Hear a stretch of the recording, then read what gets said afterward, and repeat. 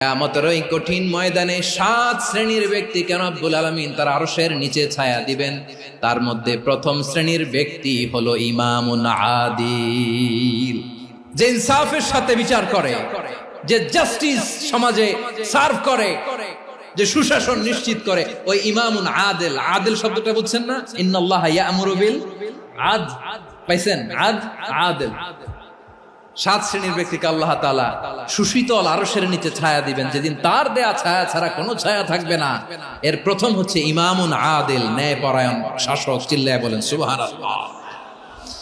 আবার বিশ্বনবী বললেন, ইন্নাল মুকসিতিনা ইনদাল্লাহি আলা মানাবিরা মিন নূর আন ইয়ামিনির রহমান। কিয়ামতের দিন যারা ন্যায় পরায়ণ হিসেবে আল্লাহর সামনে দাঁড়াবে, কিয়ামতের দিন রব্বুল আলামিন তার আরশের ডান দিকে ওই ন্যায় পরায়ণ লোকদের জন্য আরশের ডান দিকে একটা নূরের